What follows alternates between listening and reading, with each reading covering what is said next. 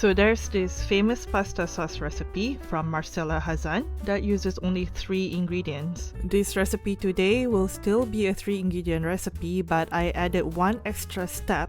I'll tell you why later, but let's prep the first 2 ingredients. You will need 2 big cans of San Marzano tomatoes. These are whole peeled tomatoes. You can do 3 mid-sized onions, or you can do what I do. I just use 1 giant onion.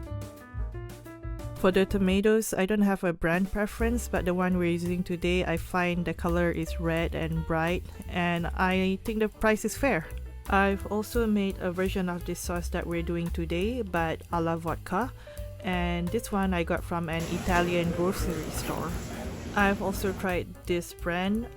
It's more savory and the end product is a bit more dark red. I recommend try one every week till you find your favorite. For the onion, this much is just right. Don't go over or it will be too oniony. In case you're wondering, the onions is the whole reason why we're doing an extra step. When I first saw the Marcella Hazan's recipe, everyone is saying to discard the onions, but I actually agree with this commentator. He said onion is the best part. As you will soon see, my extra step is to fully honor these humble onions. For my giant onion, I cut it into 4s, and if you use the mid-sized ones, you can cut it into half. Can you use full onions instead of cutting them? And the answer is yes, but you have to babysit them. They are heavy and they tend to burn the bottom of the pot. So cut them, that's easier, and just to make a point, cleanup is easy too for this recipe. Alright, let's start with a small flame, and then later you can increase the flames. Check your onions once in a while. This is how it looks like halfway, and that's how the onion looks halfway cooked.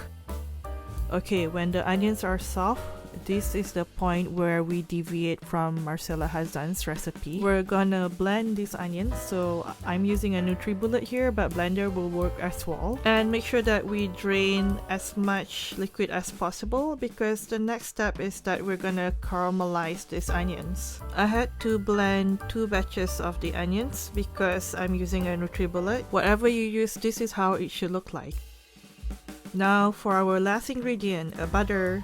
Make sure it's salted butter, then you don't have to worry about salting your sauce. So what we're doing here is that for the blended onions, we're trying to reduce the liquid as much as possible to give it a chance to caramelize. So to be honest, it won't be fully caramelized, but what we're doing is frying the onions with butter, and whenever it smells good, you stop. Before putting back the onions into the sauce, make sure the sauce is not lumpy.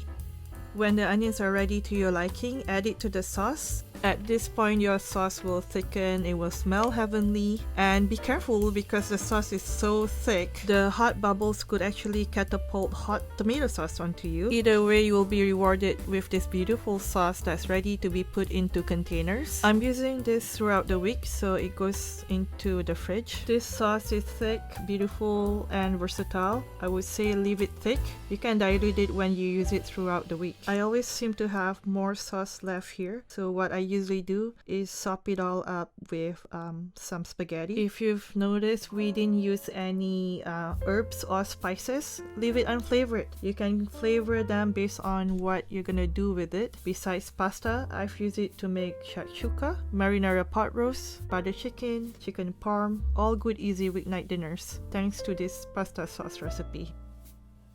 That's it from me today. I hope you will have some time to try this, and see you in my next video.